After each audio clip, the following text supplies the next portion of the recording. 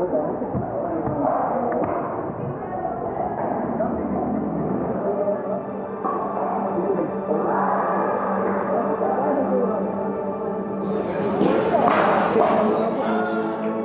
Active started in 2023, back when we were still playing around that. Wiz and I have a very active lifestyle, so kalas kayo migsini na. We wanted to have clothes that could keep up with our lifestyle.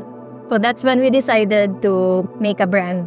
Daan na pod ni nga mga athletes, so we figured out nga magama ni og kanang activewear para magamit pod sa mga tao para makuan pod sila nga to keep active lifestyle. So murag amo rang giusa ang amang mission na murag mo iyang purpose gud nga ma-share na mo sa community. Local pod siya, locally made, locally stitched from the Philippines. So mo to murag mo among unang mission for me. Kay first of all, ako kay dialysis patient ko, so munang ni-survive ko as a dialysis patient for 7 years kay tungod sa akong active na lifestyle. So murag biya di siya kasugod tanan nga murag ang mission gyud namo is i-keep gyud ang mga tawo makuan gyud sila nga to be active.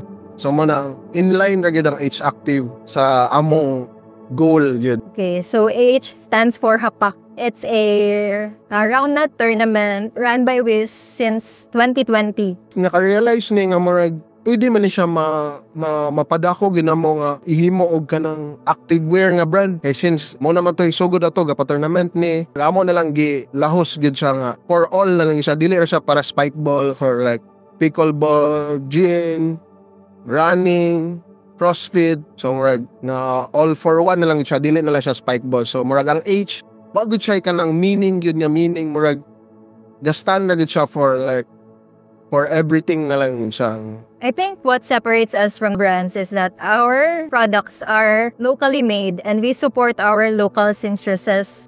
So when you buy from us, you're not only supporting the brand but you're also supporting the local seamstress. Made from scratch guring amon from bottom to top. Kaning among mga fabrics gikan po ni siya og kanang upcycled material. So murag ga-recycle na gud mi, then nakatabang po ta sa atong mga mananahi kay nakahatag po ta nila og trabaho. So kanang local yun siya. Mo ni siya separate nato sa umam.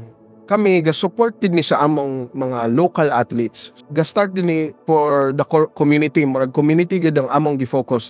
So diri sa Dumaguete ang community po diri is supporting po sa each other. So mo nakatsada ng community na to sa Dumaguete kasi not only our brands but our different establishment na local puro ra ga-suportahan na. So thankful po ni sa community na mo sa Dumaguete na support lagi sila tanan sa unsay gitang buhat sa mga local people na tagre. So kami kusog jud mi mo give back sa among community and our local athletes.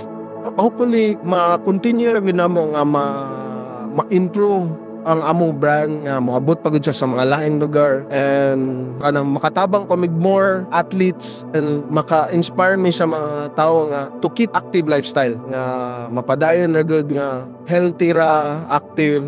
Murag mo na siya para nako mo na siya key to long life